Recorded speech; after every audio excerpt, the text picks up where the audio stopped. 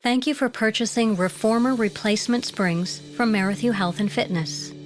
This video will guide you through the assembly of our product, but please consult your owner's manual for more detailed instructions, information, and parts identification. We advise you to review the equipment and maintenance schedule in your owner's manual for a daily, weekly, and monthly checklist that will keep your equipment in tip-top shape.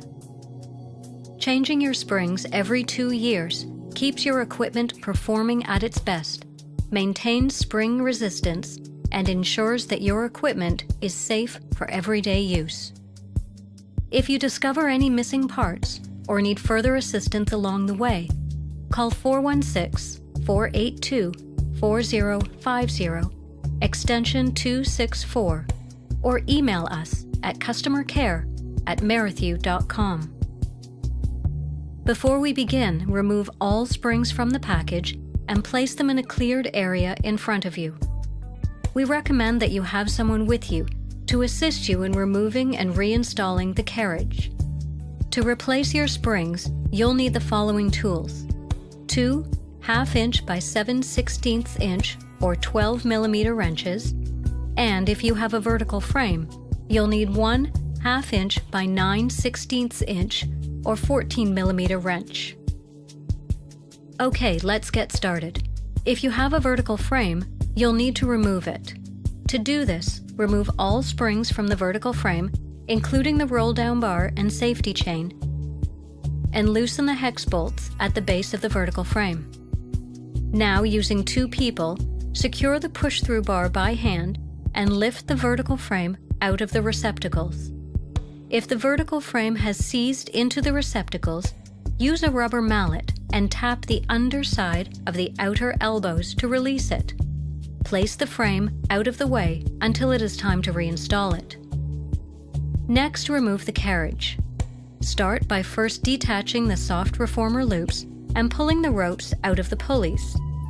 Loosen the star knobs and remove both pulley bars from their receptacles.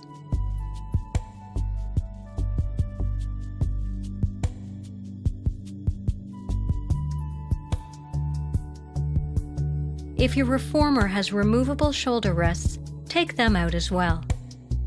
If you have an SPX rack and roll client model reformer or at-home SPX model reformer, you'll need to remove the stopper plates at the end of the rails with a screwdriver.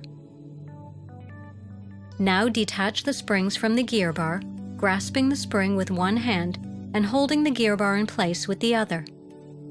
Using 2 people, carefully slide the carriage out of the aluminum rails, keeping it level until it's completely free from the rails. Turn the carriage on its side, ensuring the floating rollers are on the top side and do not fall out. Then turn the carriage completely upside down and place it on the ground or on a raised surface. If necessary, place a blanket or other soft covering on the floor first to protect the vinyl of the carriage. Now remove the springs. Using a 7/16 inch wrench or adjustable pliers, hold the cube at the end of the spring firmly in place. With another 7/16 inch wrench, turn the nylon lock nut counterclockwise. Once removed, discard the used nylon lock nuts, as you will use the new lock nuts provided with your new springs. If you have older style springs that do not have the cube at the end, you'll need to grasp the spring coil a few inches away from the end and bend the spring down forcibly to 90 degrees or more to hold the spring bolt in place and prevent it from spinning. Now unscrew the nylon lock nuts using a 7/16 inch socket wrench. Remove the springs on your reformer. Now to attach the new springs. First, determine which replacement spring package you have. Springs are color-coded with a ring at the ball end.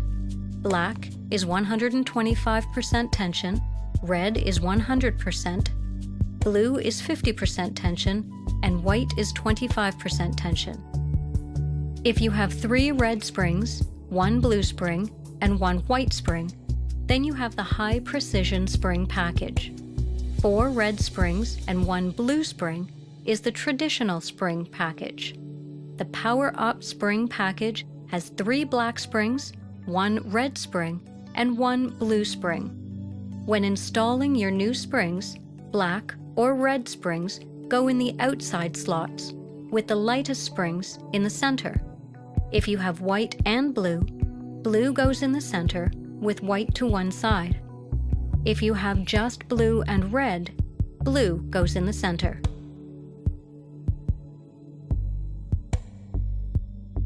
First, remove the nylon lock nut from the spring bolt. Slide on the spring sleeve and thread the spring through the space in the spring holder. Insert the spring bolt through the corresponding hole on the spring anchoring bar. Now thread the nylon lock nut onto the spring bolt. Hold the spring side fixed nut in place with 1 wrench, and using the second wrench, tighten the new nylon lock nut on the other side of the bolt. Both the nylon lock nut and the spring side fixed nut should be snug up against the spring anchoring bar. Repeat each of these steps with the remaining 4 springs. Dispose of old springs appropriately. Now, affix the spring replacement sticker on the underside of the reformer carriage. The date your springs were shipped will appear on the sticker that came with your spring replacement package. Springs should be replaced every 2 years. With new springs in place, you can replace the carriage on the reformer. First, remove the carriage stopper and wipe the inside of the aluminum rails to remove any dust or dirt. Spray onto the cloth first, and not directly onto the surfaces, rollers, or aluminum rails. Then you can put the carriage stopper back into one of the 6 positions. With 1 person at each end of the carriage, carefully turn the carriage and slide it back into the rails.